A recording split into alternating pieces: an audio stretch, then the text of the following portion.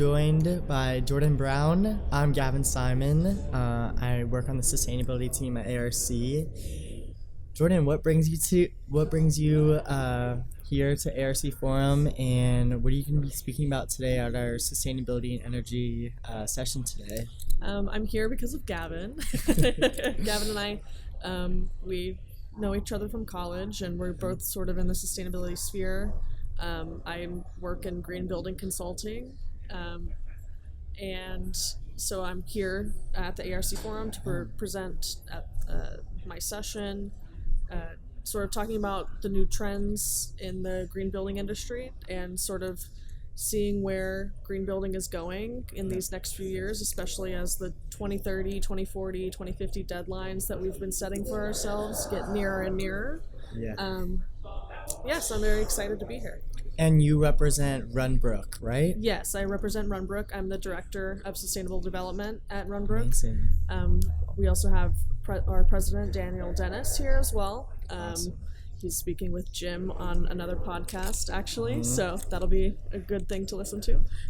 So you've been, how many years? 2-3 years into your career? Yeah, so I graduated in May of 2020. Perfect. And so now it's almost 3 years. It'll be 3 years in May that I've been working in the field. Actually, 3 years in March, because I started part-time before I graduated at my previous firm.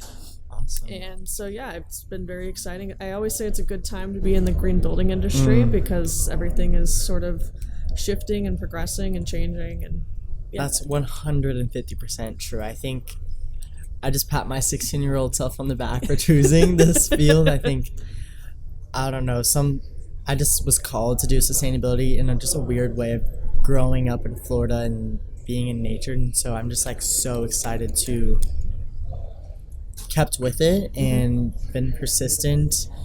I took I was originally an environmental science major, and then I switched into a sustainability focused major, which I'm so happy I did, and I'm looking forward to what the future has. And honestly, these sessions and presentations and speakers at this forum has been very eye-opening, so I'm excited to really digest it all.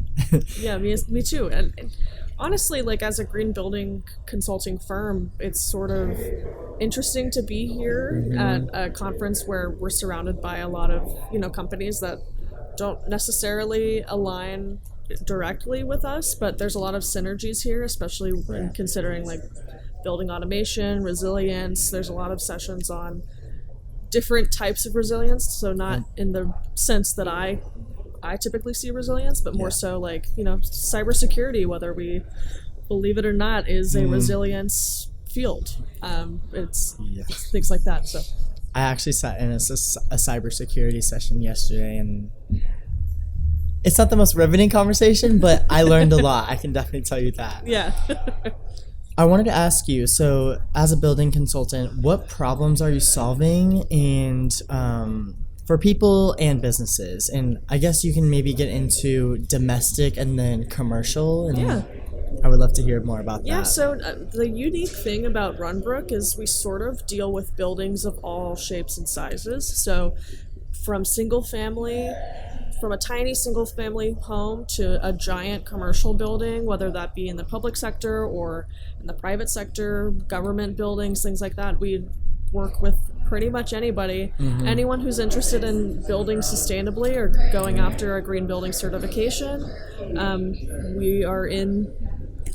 we're willing to work with them. So I guess the number one problem that we solve for a lot of our clients, a lot of our clients come from the Miami Beach area. Okay. And Miami Beach has an ordinance where buildings of a certain size have to achieve LEED Gold certification. Oh, wow. Or if they get an exception, NGBS, which is National Green Building Standard, and FGBC, which is the Florida Green Building Coalition.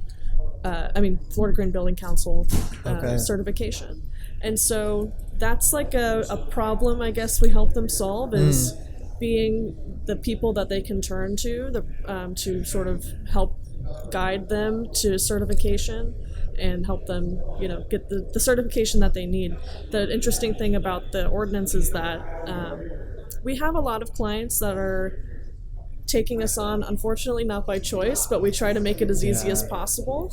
It's almost like a pressure. Like, Right. There's the difference between, is this an opportunity, pressure, a challenge? Right. And I think there's that fine line between opportunity and pressure. Yeah, and we really try to help people see us coming on board not as a pressure, but more so an opportunity, because we always say the way that they enforce this ordinance is via a bond. So if they don't get the certification, then they have to pay money to the government, essentially.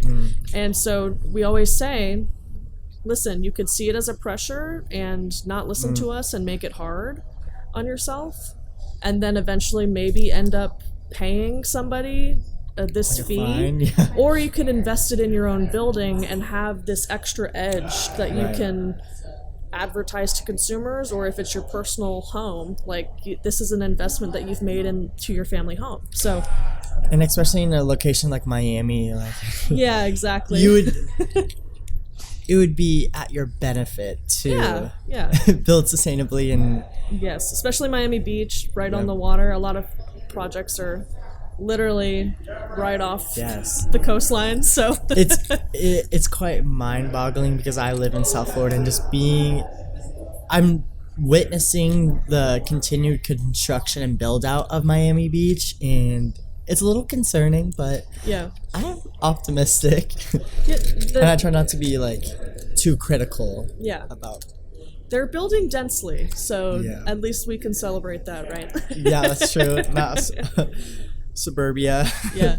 So I wanted to ask you, since we're both emerging professionals, I graduated just a few months after you, and what advice do you have for emerging professionals, maybe in a grander scheme, but also in a more specific area, sustainability, or in the building consultancy space? Yeah, so I mean, just in a general sense, I think the main piece of advice is not being afraid to put yourself out there. So the reason that I got my first job in the field was because I was about to graduate college, and I was looking at the field, and it didn't look great. If you remember 2019, even before the pandemic happened, the job market was just not great. Completely agree. So I have a professional Twitter account, and I Yeah. tweeted out on my professional Twitter account, Oh, wow. is anybody willing to sponsor me to help me get some professional credentials? And then thankfully somebody found it, Danny actually. Wow. He found it,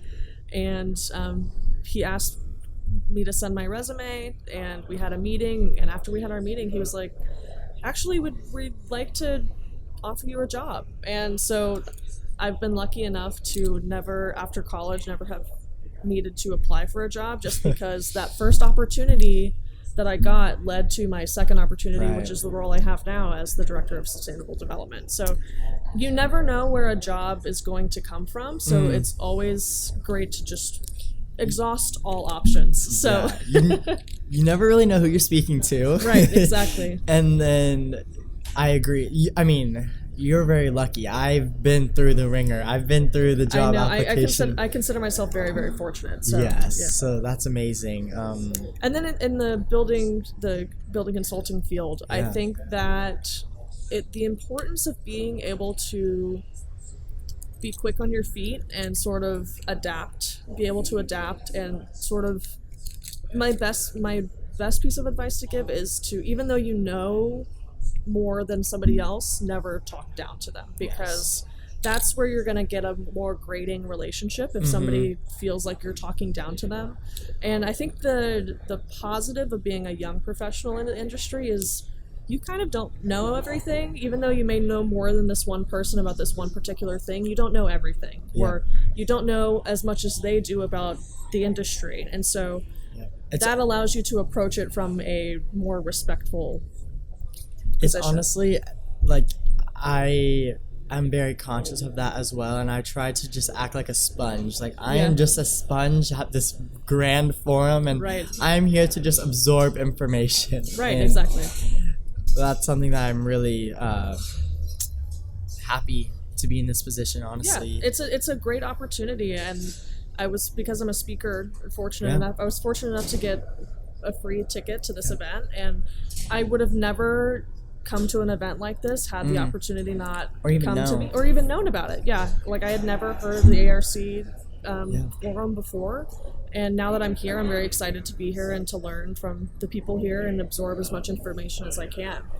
And I guess that's another piece of advice: just accept as many opportunities as possible. Yes. And, you know, especially as a young professional, you don't have a lot to lose by taking an opportunity, other than, like, you run the risk of, like, wasting your time. But you're young, so your time isn't as valuable as if you were, like, a big wig somewhere. So, yeah. So this is an interesting question, but we went to UF together. Go Gators! Yes, go Gators! What is something that you learned in college, or what is something that you learned outside of college that you find very valuable now? And to close it out, how can listeners stay in contact with you, and give us your LinkedIn as well after? Okay. Yeah.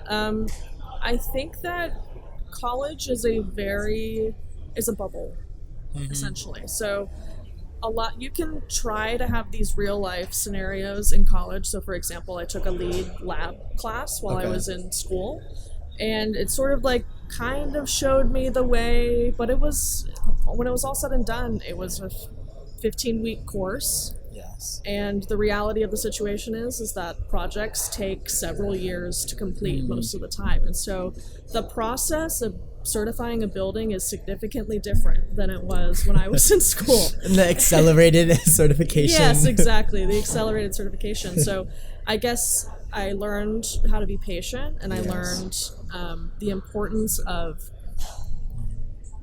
getting in early on something. So especially in the building consulting field, once a project is designed to a certain point, it costs a lot of time and money to make changes. And so you really want to get it right early on. And you really want to get in and make those connections and get signed on to a project as early as possible, to make the process significantly smoother and easier. And obviously I didn't get that when I was in college because it was a project that was already picked out for me. There was already all of the right answers available, but you know,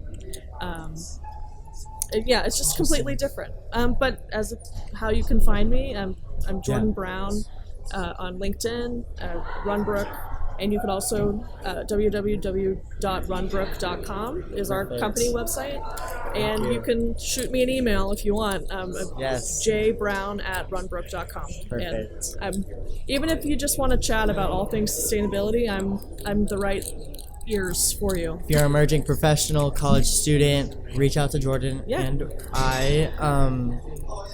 My advice, I guess, for people in college: talk to people in your classroom. Don't look at your phone. Don't scroll on TikTok. Make those personable connections, because you don't know the next time you'll be able to have the opportunity. If I didn't keep this connection alive with Jordan, she would never have been here. Yeah. I'm so happy that you're here. I'm so excited to be able to keep this relationship growing professionally, and I look forward to your session later today. Yeah, I'm excited for you to see it. And just a fun little tidbit: the reason why Gavin and I met is because of an assignment that was for a podcast about sustainability. So it's really funny to see this full circle moment happen now. And I so agree. I'm very happy to be here, and thank you for having me. Thank you.